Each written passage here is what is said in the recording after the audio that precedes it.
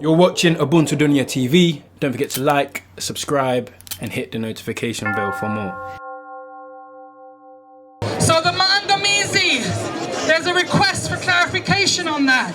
And you know what? I'm going to leave that to our young people to explain, because it's their time now. They've been working with us for months, not just towards this day. They have been working with us for years, transcontinentally, in our various reparatory struggles and movements of resistance across the world. So they don't come green.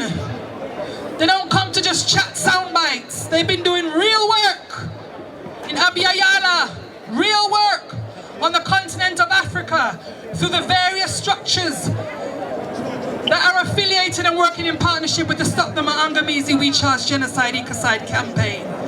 Maangamizi, the African Holocaust. We can break that down for you, but I will let the young people do that. So I'm going to call my co-compare to the stage. He's been absent because he was walking with you all earlier from Max Roach Park. Please give a warm African welcome to Brother Ibs. Brother Ibs, please. And I'm going to hand over to these young people as we organize a roundtable discussion with our young people, and they will explain what that is going to be about. Give thanks, we can't sit down little while you talk. Thank you, Auntie. Thank you. Level. Microphone, mic check. Okay. Yes, thank you, people. First off, 10 AEDRMC, you have to give thanks to the creators for letting me speak.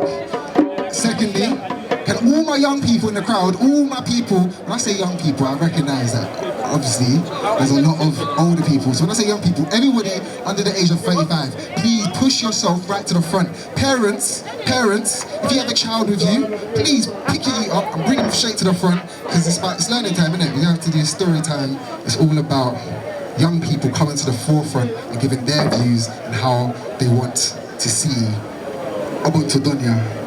No, Mata Ubuntu built in Ubuntu Dunya. Also, if you see older people, if you see any young people and they're not really bothered, they're not really caring about what's going on, just grab them by the earlobe and drag them right to the front. It's time for them to listen. It's time for them to learn. It's time for them to speak and speak their own mind. Okay, I'm now going to invite my good brother, Kobina, to come take over for a second. And yeah, if you have anything that you want to say yourself, I'm going to be walking through the crowd with this microphone. Just grab me, just don't be, I'm not sensitive, so just grab me and just say, alright, come here, I want to say something. I'll pass the microphone to you. So, Brother Kobina, please. Yeah, blessings family. Ooh, this mic is a lot better. Yo, family, can we hear us? African Emancipation Day 2022, can we hear us okay? Greetings family, I beg soundings from our drummers family, we give thanks. This part of the program is about intergenerational repairs, which means that our reparations needs to be passed on, and that there is a younger generation here in this crowd. There are parents here in this crowd, and we're all wondering, what is this younger cohort going to do? Where is the Pan-Africanism? Where is the reparations? And reminding ourselves that today is a Pan-African reparations rebellion, which means we take this space in order to build the critical consciousness that is missing from our movement. And we find out in grounding spaces how we mean to move forward. So in order for you to understand that this program's part of the section, Brother and Nancy will be walking around with a microphone. And we have 3 of our young siblings joining us on the stage. One of whom is joining us from the continent to speak about what Africa and her diaspora have to do to secure global planet repairs. So what has today been about? What has the theme of today been about? What is our vision? Because we're still here, we're still holding corn, and as the worldwide issues are escalating on our people around the world, we aren't concretizing what strategies and tactics are going to deliver us into the future. And let's be concrete, because we as a people face real, total genocide if we don't wake up to organize seriously. We've had conversations today from people saying, why is the energy? Where are our people? Where are our numbers?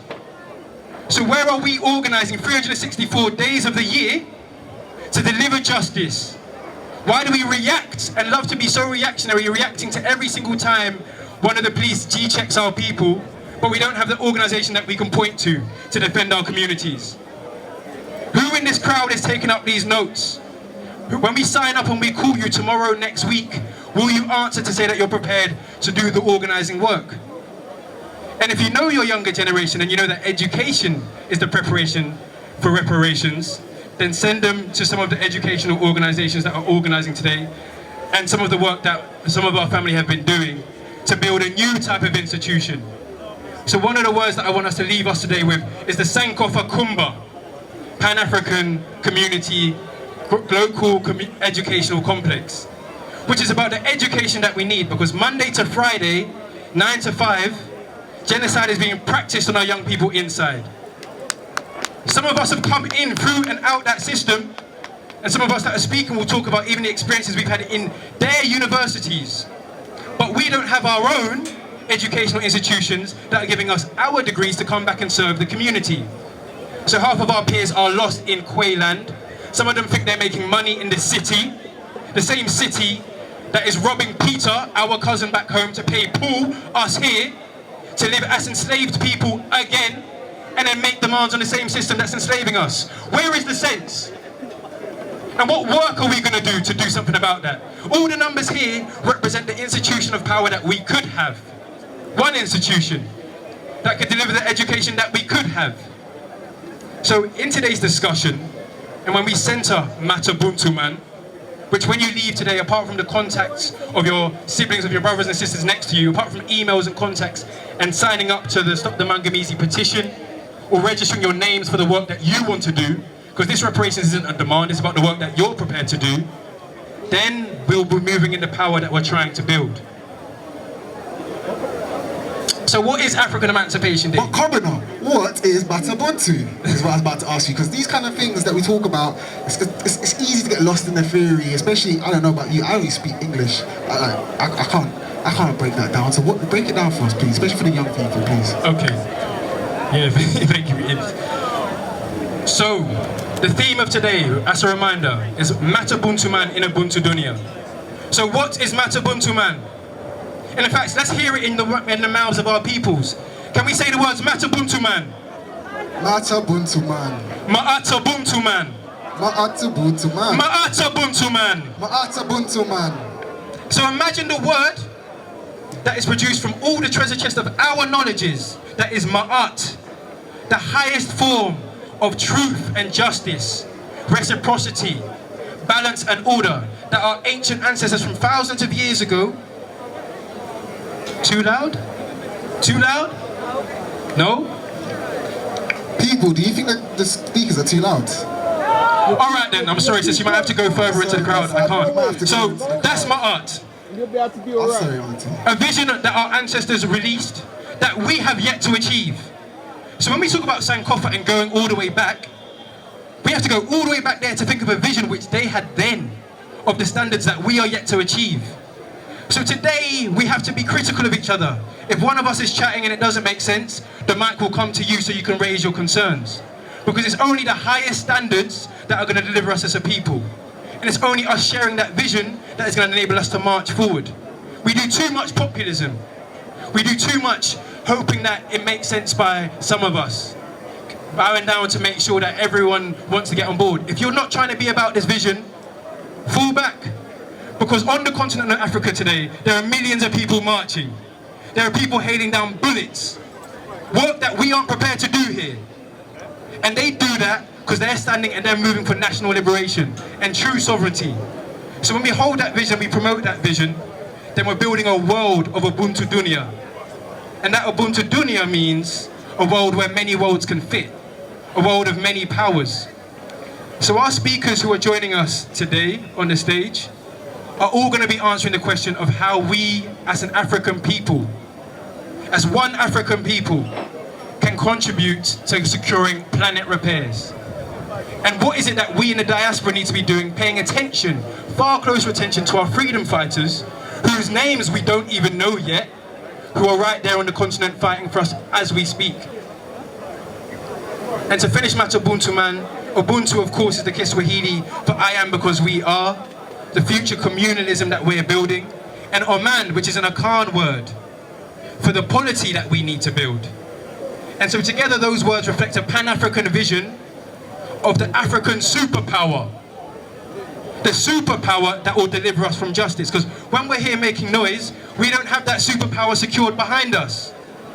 And trillions of dollars is being robbed every single day. And if we pay taxes, we're paying taxes to those same people to continue to rob our lands. This is the vision.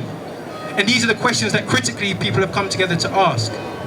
So, before I introduce our family who are joining us, we want you to heal up and hold future young people that are holding the struggle in different regards. If you see a young person, grab them by the ear and bring them forward. Because this is about intergenerational repairs. And this is about the fact that we don't yet have our young people organised in the army globally that's going to move us forward. Not in bits here and there, but connected as a proper unit. So one final call to any young people to come forward. If you'd like to speak, please come grab me right now. Any young people in the crowd who would like to say something. Oh, here we go. What's your name, my brother? My name's Keanu. I just want to say everybody here is beautiful and I love what is here, and I would love to keep seeing more of this. And I love to see somewhere to look forward to when things are hard and we do have to face the struggles we have to go through, and we must unite and stand together. And I just bless up for being here, my brother. Thank you very much. What's your name again? Bless Keanu. Thank you. That was big love. Keanu, come forward. More time, stay near the front. All my young people, please push yourself to the front. It's your future still. So, the first person offering their vision people of what Africa and her diaspora can do to secure global planet repairs. And pay attention, because these are the people that you're going to have to hold a baton over to. These are the people that are going to have to do some of the work that is going to help us build our institutions and build our power. The first person, Brother Mosiah, a Sudanese young brother, who is joining us to offer that perspective of what Africa can do. And this is important because today is a Pan-African Day, and we haven't heard enough from the many different polities that make the Pan-African nation. We've heard a lot of our Rasta family respects big love all the time. We've heard a lot of the tunes that we know. I haven't yet heard Fela Kuti, and I haven't yet heard all the other songs and indigenous musics and sounds that we need to bring forward. So let's bring that into the vision. Brother Mosiah, please come and join us. And big him up also. Zoop, zoop, zoop, zoop, zoop, zoop, zoop, zoop. Hello. Thank you. Yeah, we'll have to project my voice a little bit more. Yeah, could you guys hear me at the back? Lovely. Okay, so what I wanted to talk about is Ubuntu Dunya and how Sudan plays a key central part in the idea of us realizing that dream. It's Sudan, before the split with the South, was the largest country in Africa, the homeland, a continent we know to be the most minerally rich. Sudan, just to give you an example, has a plethora in resources such as uranium, gold, aluminium, steel. States that are bigger than the size of Texas, that are capable of producing crude oil.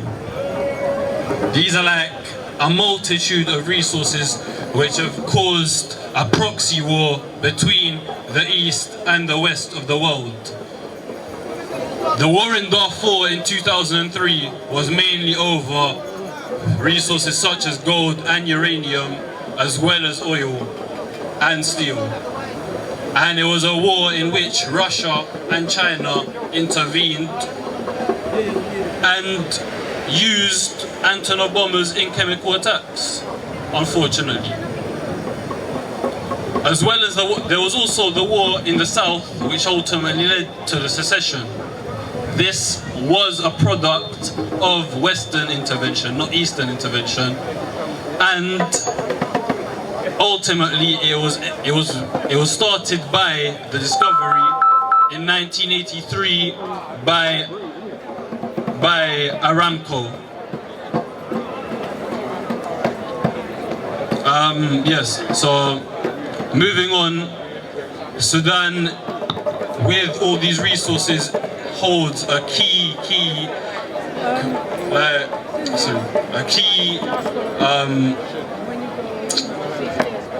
is a key benefactor in the realization of Ubuntu Dunya. In that it is, like I said, the largest country in the most minery-rich continent, which means that, just to give you an example, in the 1980s,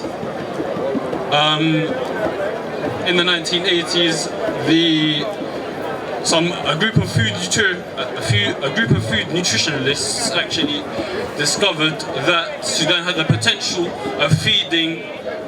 Take a guess. If someone in the crowd wants to take a guess, take a guess. 10 million. Sorry, 10 million. 10 million, not quite. It was actually 40% of the entire world. That's correct. Sudan had the potential in the 1980s, and still does, of feeding 40% of the entire world. 40% of the entire world could be fed by a country that is in the heart of Africa. 40%. There's a reason why the powers that be don't want this country to realize its future. Because if revolution was to come to Sudan, it could mean change not just for Sudanese people, because Sudan is only a country of a population of 40 million. So it's got the potential to feed a lot more than its own people, clearly. You don't need to go off of stats. The point is that even now, while I was in Sudan most recently in February, the US was sending delegates to negotiate with known war criminals, people who have committed war crimes in the south of Sudan as well as in the west in Darfur. These are people with multiple counts of war crimes and genocide. And it's a case where if Africa is to really realize its future, then the key is for people to try and realize what is happening in Sudan, as well as other countries such as Congo, which is also facing its own problems.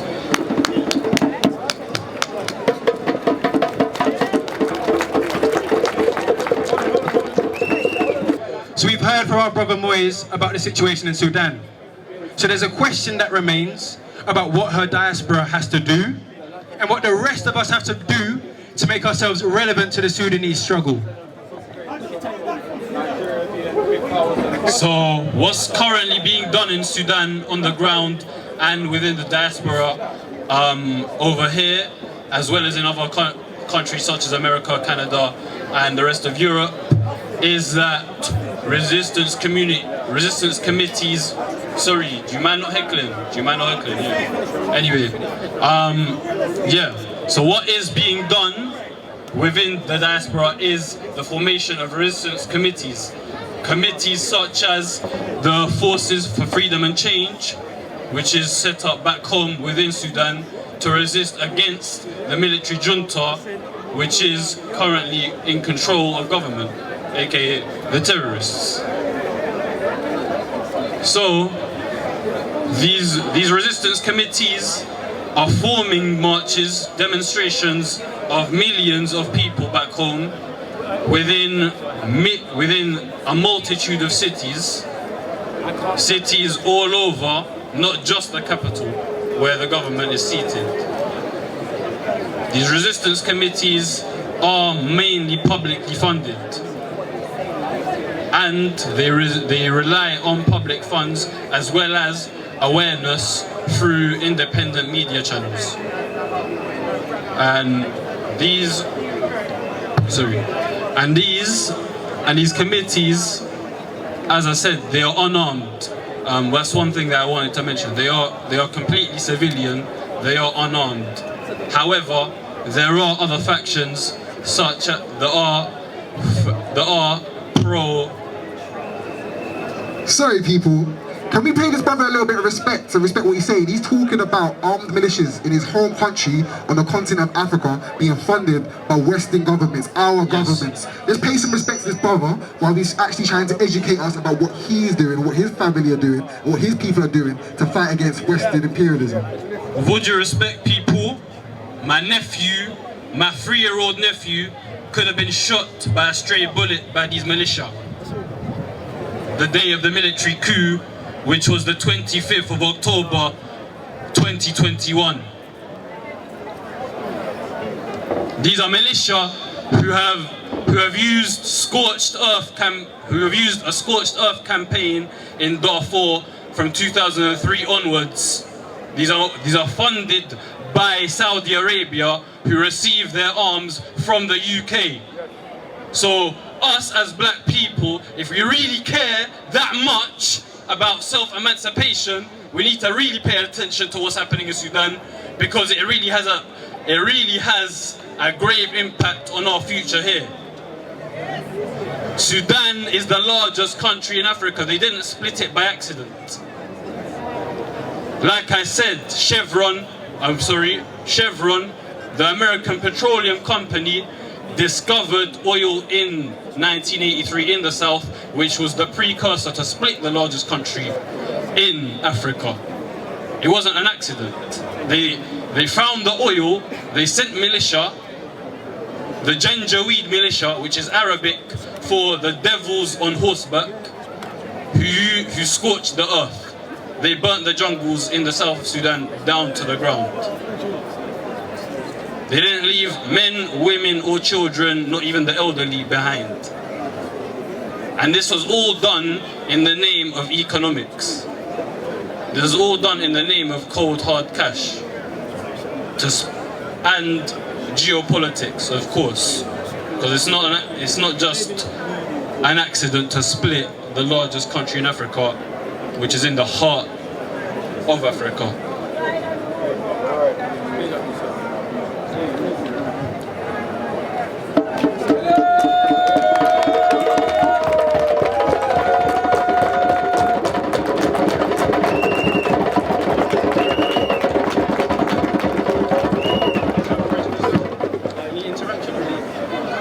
Would like to say something? Give me 1 second. I got one person next to you, and then I can come to you after. But you know, actually, the focus for today, well, of this moment right now, is actually young people. Alright. My name is the High Priest of Munta, and I currently am on OmegaFMradio.co.uk, aka 104.1 FM, on Wednesdays from 8 till 10 p.m. Now, all my Omega kings and queens and gods and goddesses, if you're here today for this reparations event, I want you to make some noise. Come on, I cannot play my Omega. That's what I'm talking about.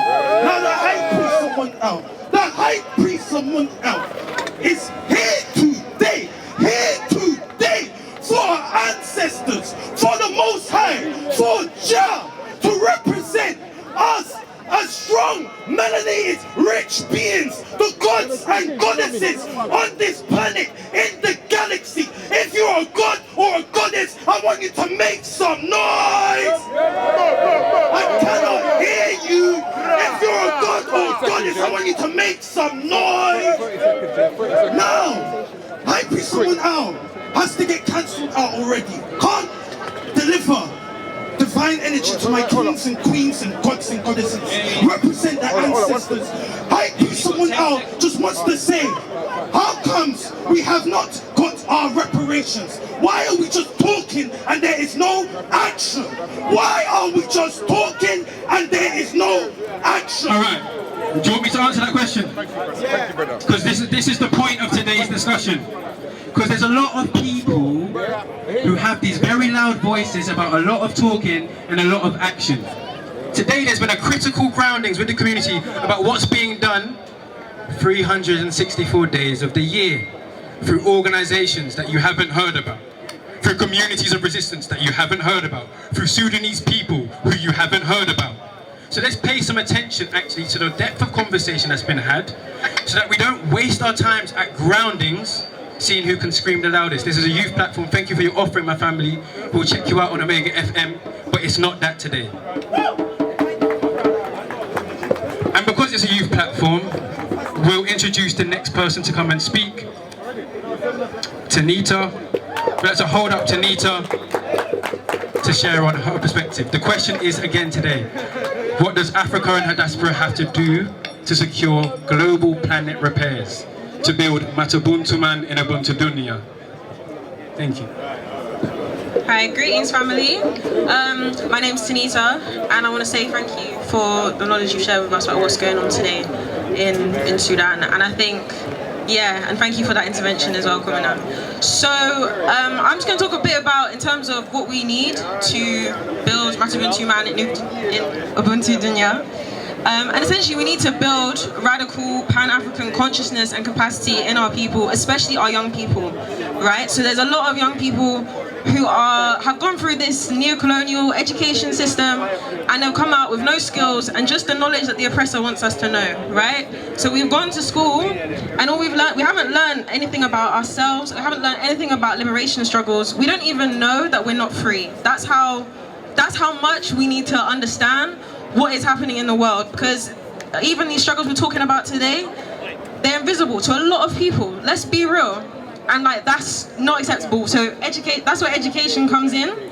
That's where we can use education to kind of build that awareness, that conscientization of our people, but also to give them the skills to essentially to survive. Because one of the things we need to do is we really need to understand that we're living in like a capitalist society. And what that means is that we rely on capitalism, we rely on this nation to survive, you know? We need to be thinking about how can we build self-sufficient, autonomous communities here so that we can support the communities of resistance back home, so that we can survive for ourselves. We need to think about how can we build on solidarity economic practices, because a lot of the time these things are already happening in our communities, right? But they're not necessarily with the aim of Pan-African liberation, and that's what we need to be clear about. We need to build autonomy and self-sufficiency. We need to think about growing food. We need to think about how we're going to produce. We talked a lot about the in the economics of repair workshop we just had. We talked a lot about all the things we need to be doing to change essentially the way we manage our economy and to build our own institutions. And that's why we also need our own educational institution, because we can't keep relying on the state to provide public education. We can't keep relying on universities to teach us anything of value, yeah? And if we are going to university, we need to be thinking, okay, before we go, what am I learning here that is gonna create the change I want to see in the world? What am I learning here that I can bring back to the communities, to the family, to help build that self-sufficiency, to help build that autonomy, to help reach out to our local family? And these are things we need to be thinking about. And essentially the global connections is one of the most important things, and building that consciousness there. We also need to repair. You know, reparations is it's a holistic process, and we need to repair the damage that's been done to our minds, identities, our psyches, right, and our spirits. And we need to really think about what that means when most people don't have any connection to their ancestry. And I'm African Caribbean, and when we think about there's a real divide there's a real divide, and we're very I don't want to say lost, but a lot of people are. We're not connected to our motherland. We're not connected to each other. And that is something we need. That's something we need. We need to it's a process of rematriation, right? We need to return to Mother Earth. And we need to protect the planet. We need to protect each other. We need to build on the family that we have, because we are all connected. Thank you.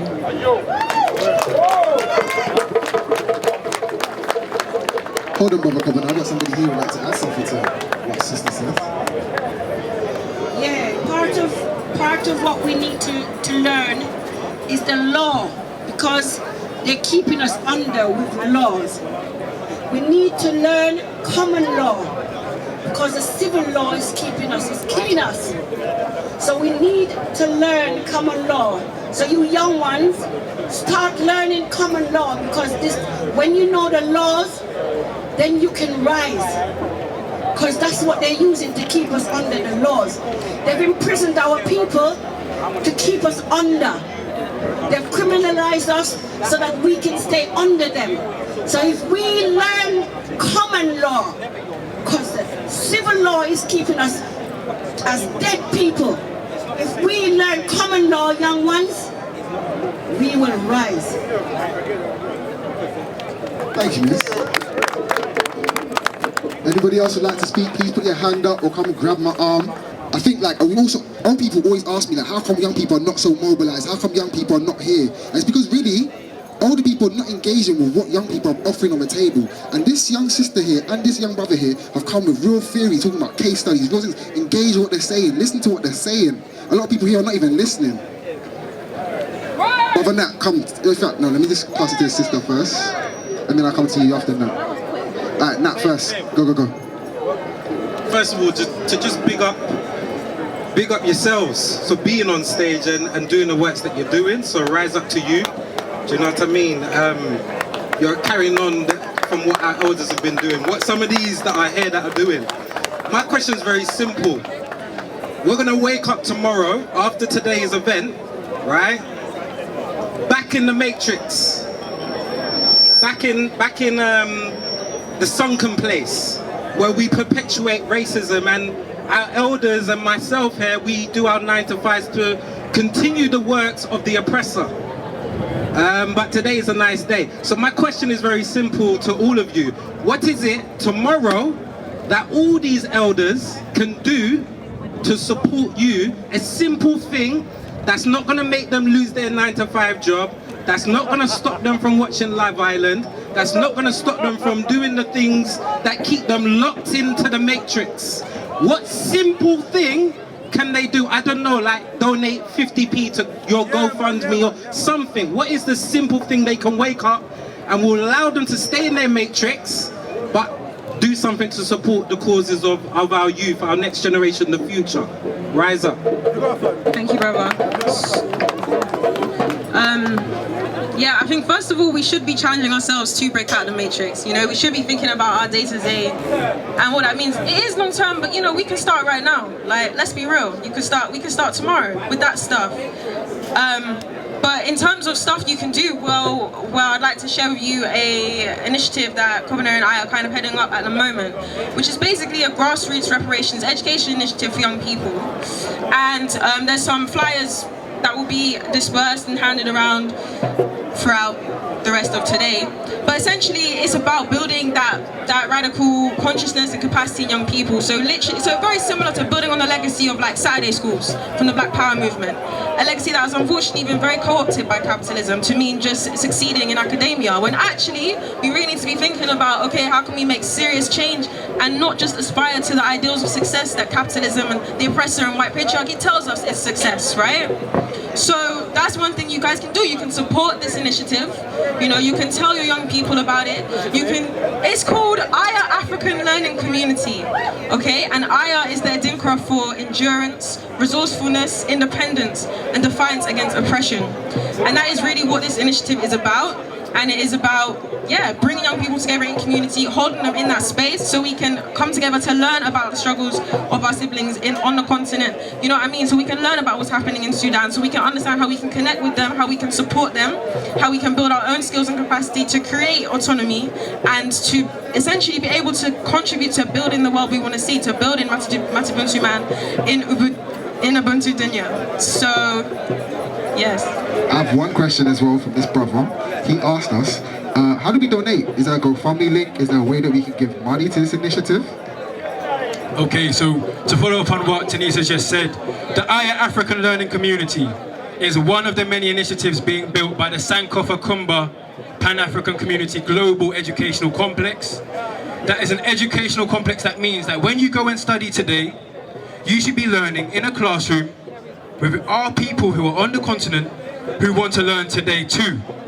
Find out what our peers back home will do when they get 10 megabytes of data. because it won't be to go on Instagram and scroll for stupidness. If you give that information to our young people, you'll see the engineering, the genius, the kumba, the creativity of our people when we build in solidarity with those who can lead the liberation struggle.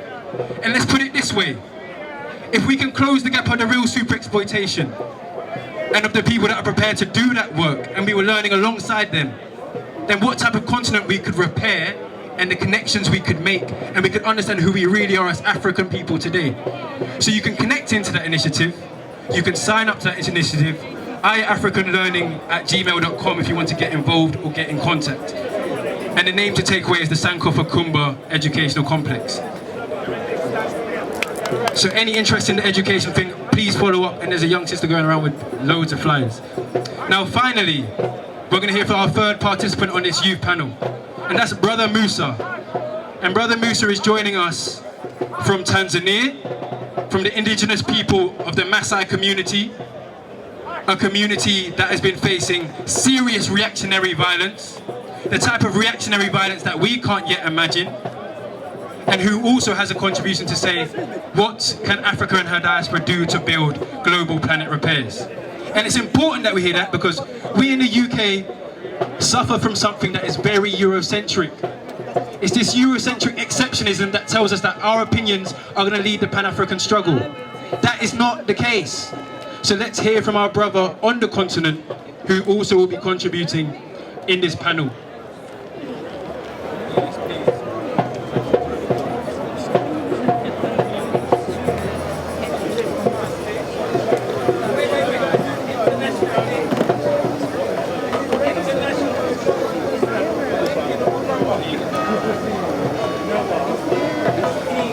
Yeah, Brother Musa. He's on. Yes, brother. What happened? So this is a call, please, family, pay attention to our brother Musa, comes from the Maasai community of resistance in Tanzania, East Africa, who is sharing live from the continent to speak to you today, about what Africa can, what our diaspora can be doing for them. And this is important because this is part of the global army that we're building and the global education we have to build. And as Malcolm X said, think globally, act locally. And Brother Musa is going to introduce those ideas to us now. Brother Musa, please, the floor is yours.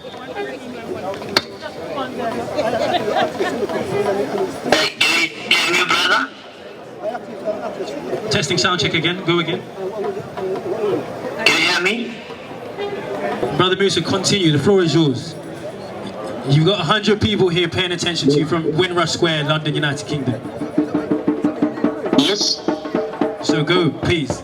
We'd like to hear from you in your answer to what can Africa and her diaspora do to secure global planet repairs? To ensure environmental justice, people were just advising and give the things to ensure they will they are planting for trees, and so far ensure there is no any kind of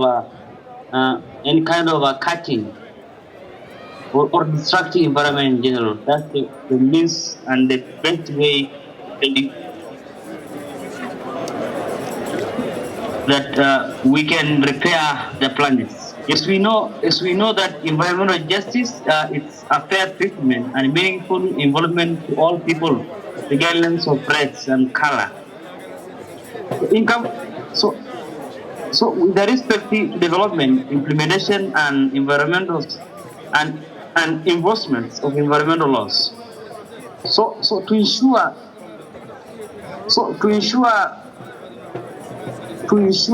so-called planet repairs is to make sure that people who have been involved to protect the environment as much as they can. With regard of improvements of industries and whatever, but to ensure that there is some laws and regulations that could protect the environment. And if the African people do that, means we can have a time to say, yeah, now we repair the planets. So I think that's the means of repair planet repairs. Thank you very much.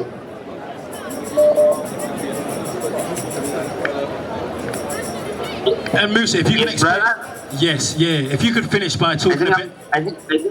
If you could talk a bit. I think I'm done. Yeah, if you could talk and finish finally about what you and your community are doing to secure planet repairs in your territory. It's through conserving the environment. That's all. Yes. So it's through conserving the environment to ensure there was no destruction or any kind of destruction of our environment so far. If they do that, and also another things the community were doing is training other people to ensure that they can even do some better enforcements and put some laws or regulations that could clearly states to protect the environments, and they were really implemented. Thank you, Brother Musa.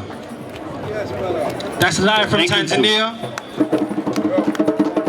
And this is an example of what type of education we could deliver if in our classrooms, you know that thing called Zoom?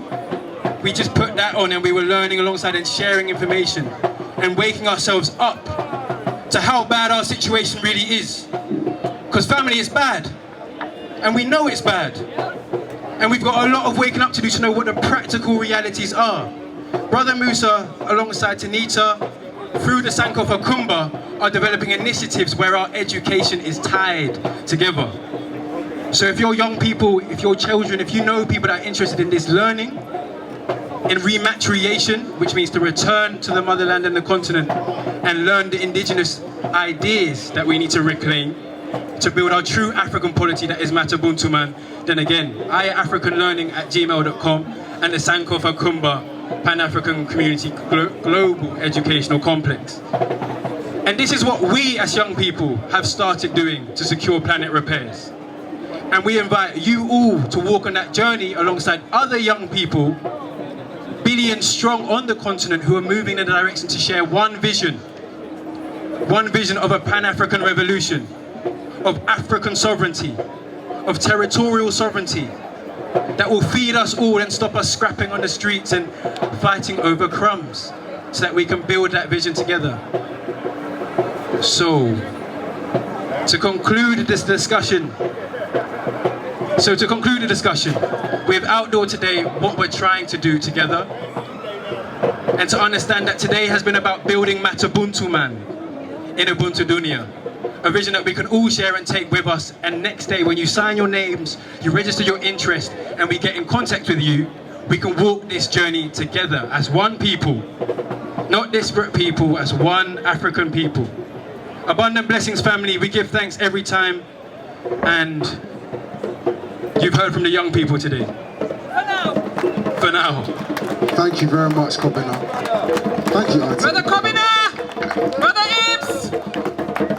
All the brothers and sisters who took part in this roundtable discussion, I don't think we really listened to them. I don't think we really heard them. But we are willing, more often than not, to call them out for not playing their part and look at the quality of conversation that they are having with you all. It's not even a UK-based conversation. It's a global conversation, because these young people have been living that mantra. Education is preparation for reparations. Big up to Ubuntu Dunya TV, keep up the big works, keep the promotions going. Okay.